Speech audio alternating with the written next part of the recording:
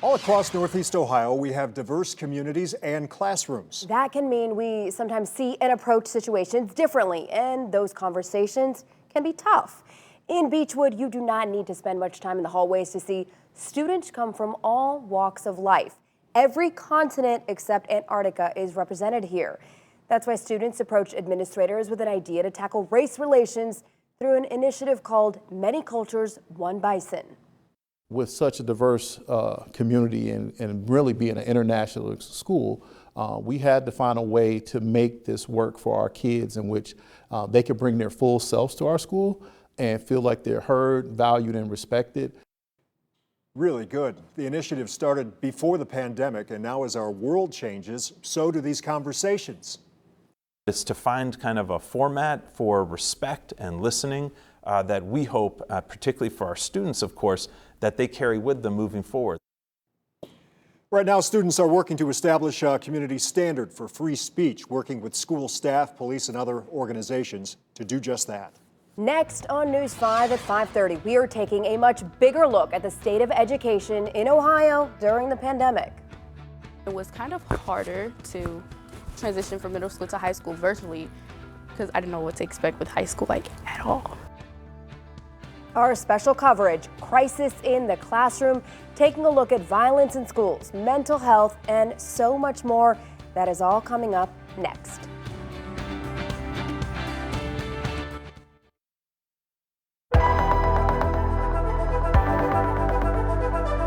Crisis in the classroom.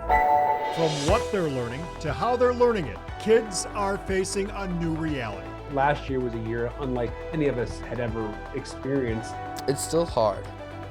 It's a challenge to keep your mask up. I think the pandemic has really pushed things faster. Those lessons happening inside and outside the classroom. All this killing, bringing guns to school, social media, people posting guns. I didn't think that my last years of childhood would be taken away. And one of those lessons is hope. We don't want to disinclude anybody. We are here to help them feel like they aren't left out. We're moving in the right direction. It has been a tumultuous 2 years for all of us, and in many respects, our children have taken the brunt of those blows. And that has led to a crisis in our classrooms.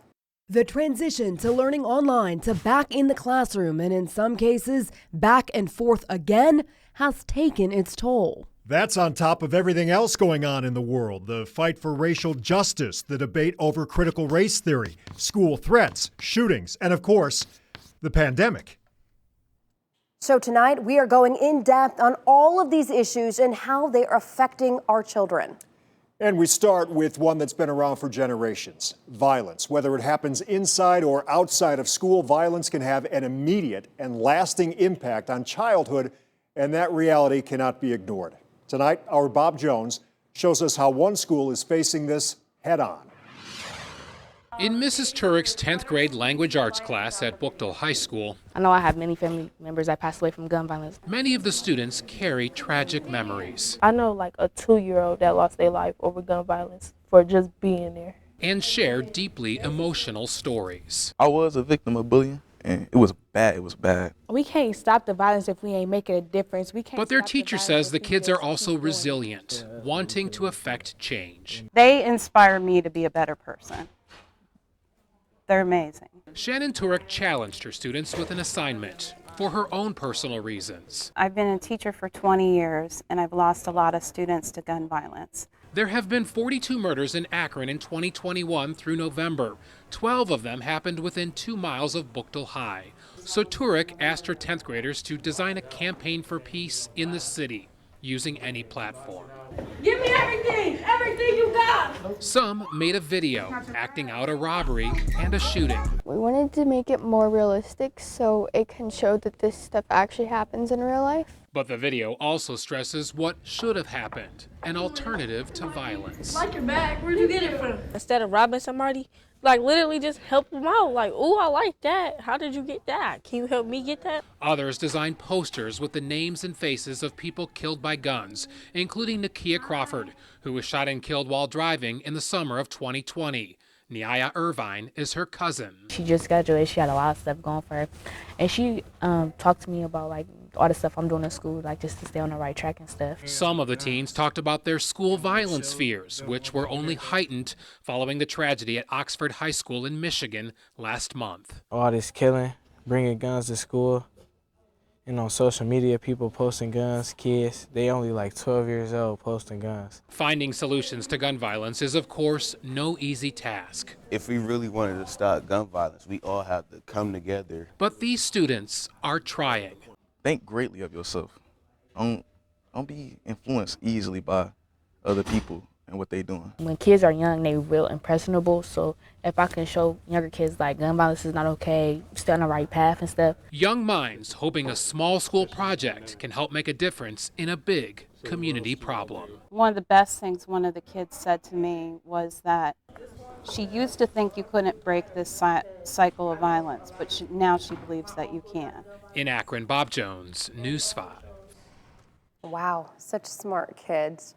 School is hard enough, especially as a teenager, but the pandemic only made it that much harder. And we're not just talking about learning. Their social and emotional growth was also stifled when students were forced out of the classroom.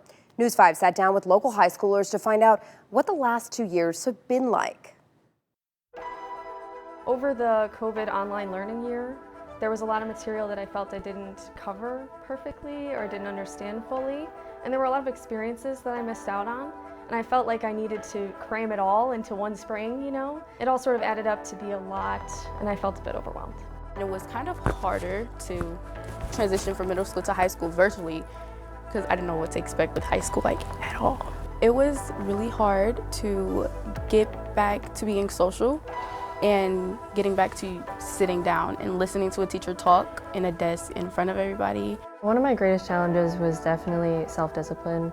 It was really hard to stay motivated and on task with work, and just repeating the same day over and over. It just became very depressing to just keep doing that all the time. It's more difficult to be social, give people hugs, handshakes, high fives, to make human contact, because all humans want human contact. That's really hard because of COVID. And the pandemic wedged a big divide across the country. It went right through our schools. So whether it was remote learning or masking or debates beyond coronavirus, school boards, boy, did they take a lot of heat in the last year. We chat with some who decided to become board members in the middle of all the tension when crisis in the classroom returns.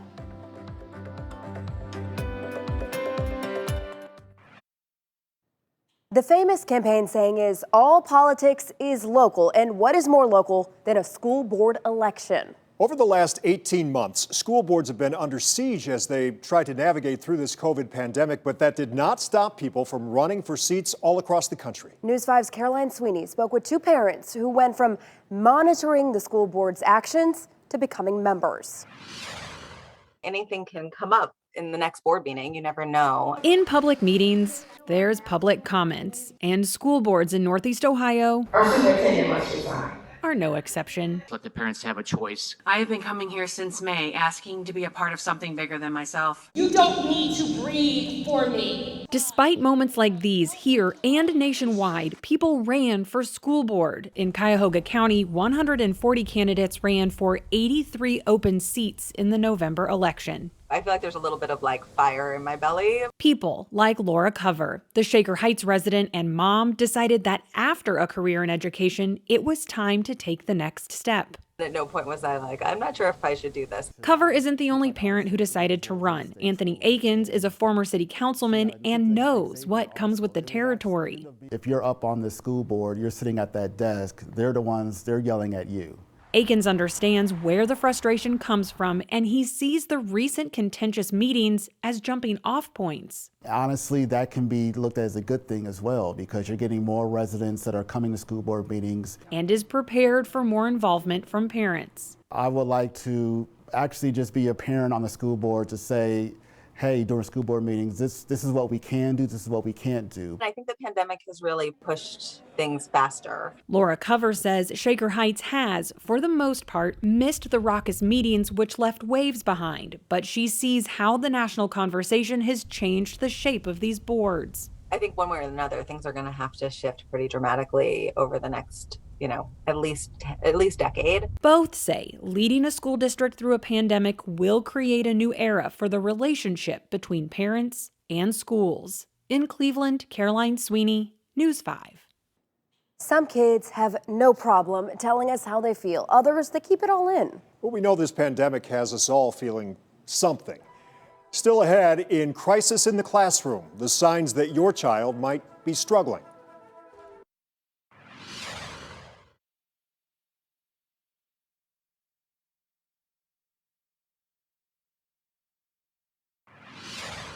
There were gaps before the pandemic. The data from last year shows that, by and large, those gaps are growing. We know the way students learn changed dramatically and rapidly when they were sent home at the start of the pandemic. And now we are getting a closer look at how remote learning impacted the education gap right here in Ohio. If you look at some of the test data, we saw our math performance across the state decrease. We saw our reading performance decrease. We saw gaps among students that grew wider, and we know that schools at remote settings tended to struggle more. The Ohio Department of Education says chronic absenteeism also spiked when students learned remotely, which of course also impacts student achievement. Critical race theory, or CRT, that is a phrase you have likely heard a lot about at school board meetings or even here on the news. So what is it, and is it really being taught in our local schools? Jay Jarvis sits down with some educators and concerned parents turned activists to sort through the issues and what is perception versus reality. Please refrain from disrupting the board meeting. Just a year ago, many Americans had probably never heard of the phrase critical race theory. We will not tolerate the schools to indoctrinate our children. But now it's everywhere. You're out of order. Exploding into the public consciousness and causing debates in communities nationwide. We're all out here today to draw attention to critical race theory, including here in Ohio. But why? Because some parents think it's sending students the wrong message about our nation's history and future. CRT claims that we're a nation founded on white supremacy, patriarchy, and oppression. The kids up here, down here, kids up here, it's equality. That's what the racism, this critical race theory is about, bringing equality, which is communism. Robin Blake and Jocelyn Kopic are co-chairs of Moms for Liberty Medina. Both oppose critical race theory and believe it's being pushed by both lawmakers and private citizens to sow division into communities. You're teaching kids that you're different based on your skin color, and that's not what makes people different. It's their character, and that is a huge problem with critical race theory. But educators we spoke with say many people don't understand what CRT is and where it's taught. It was originally a class that was designed by a professor at a law school to deal with the impact of race on the development of this country. Reuters defines CRT as an approach to studying U.S. policies and institutions that is most often taught in law schools, and that it explores how race and racism have shaped American law and society. At that time, Mwatabu Okanta, the interim chair of the Department of Africana Studies at Kent State University, believes the CRT controversy stems from some parents being uncomfortable with the content of those topics and their children learning them. No one is accusing the United States in this sense of being a racist country, but racism exists in the country. It's a country whose political economy was founded on chattel slavery. And all kinds of consequences have accrued from that. But is CRT actually being taught in classrooms? Kopic thinks so. From what I understand from people on the state board, they are pushing this stuff. They're being sneaky about it. News 5 reached out to the Ohio Department of Education, which says it does not reference CRT in its learning standards or model curricula, although ultimately local school boards have complete control over curriculum decisions. I don't think there's been any change in the curriculum. The state standards are what they are. Scott DeMauro is the president of the Ohio Education Association. He's been a high school social studies teacher for 31 years and says he didn't know anything about CRT until he heard people who are opposed to it talk about it earlier this year. I think there were, some politicians and think tanks, particularly people looking at how to find issues, culture war issues that will allow them to get advantages in upcoming elections. And he believes the debate is taking away from work being done statewide to ensure all students, regardless of background, get a high-quality education. We have to be intentional about diversity, intentional about equity, intentional about inclusion. And unfortunately, under the guise of the critical race theory debate, those important efforts have been called into question. Think about that. Kopic and Blake say they don't really want any changes to what schools are teaching children. They just don't want critical race theory in the curriculum. I think just truth and just encouraging civil debate among all the issues. We just don't want this new stuff introduced to our children because it's all about pushing an agenda. But the educators we spoke with think instead race needs to be a bigger part of the conversation in order to move forward together. It's not about pointing fingers, but it is about understanding the truth, understanding the whole picture of who we are as a nation, what has made us great, what our weaknesses are, and what are the things that we need to do to be better. Jay Jarvis, News 5. No matter how resilient your child may be, every one of us has been impacted by this pandemic. This pandemic has delayed or diminished some of the age-appropriate development that our students, our kids really need to have gone through with the social skills and regulations of emotions. We spoke with a school social worker and a psychologist about that very thing. We were told they're seeing more emotional, mental, and social struggles in students. So encourage your child to open up about what they're going through. Each parent is the expert on their own child. If you notice something isn't right, talk to them. Keep communication open. While the signs vary depending on age, Jasmine says withdrawal, lack of interest, change in appetite or sleep pattern, or new aggressions or even regressions in behavior. They're all signs your kid might need some help. We all agree children have learned a lot about life in these last 2 years, likely way more than we ever had to at that age. That's for sure. So next up, we have some hope for you. How young kids are applying what they've learned in the pandemic and helping their classmates.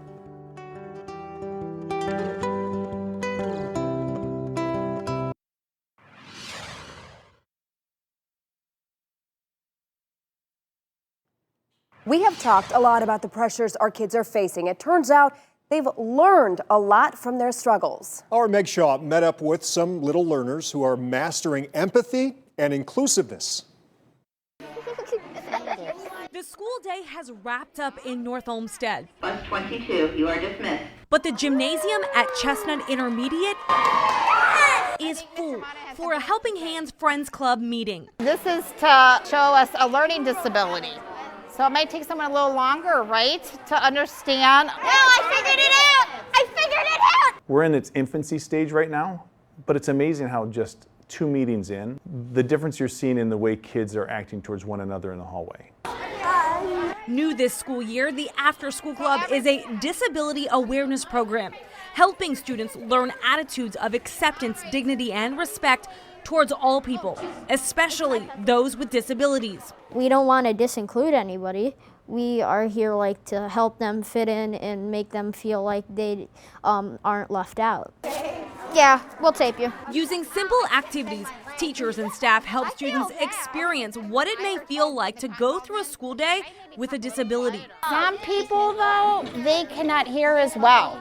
So the cotton ball signifies someone who cannot hear as well. Just 3 meetings in, and Chestnut's principal, Brett Monin, believes it's making a difference. I think I've learned more how to help people in different ways. Especially for students whose socialization skills took a step backwards with remote learning. And because of that, I think Helping Hands is even more crucial at this time. It's more important. I thought this was a perfect way, to bring this in and just embrace our differences and celebrate each other. Vicki Lofton is the school's administrative assistant and the brains behind Helping Hands. She says with the pandemic, a charged political climate, and constant changes, the students needed a way to connect with one another. There's so much negative out there that's going on, and we're trying to figure that out. But in the meantime, I want positive for our students. We're moving in the right direction. It might be slow, but compared to where we were a year and a half ago, it's an improvement. In North Olmsted, I'm Meg Shaw, News 5. Moving in the right direction for sure. What cuties! Good stuff. I need that hair gel. Dallas. Stuff. Yeah. Very nice. We covered a lot of ground this evening. We can say with certainty, kids are resilient. Well, they sure are. We want to leave you now with some of the encouraging lessons that they've learned. News 5 at 6 is coming your way next. All of that hard work, the early mornings, the late nights, going from school to practice to tutoring to work, had all paid off. If you do feel like you're struggling with something, there's most likely always somebody in your school, somebody around you that cares, that's going to help you, because for a long time I didn't seek help and it didn't make anything better. Just knowing that I helped someone else and made them smile makes me smile.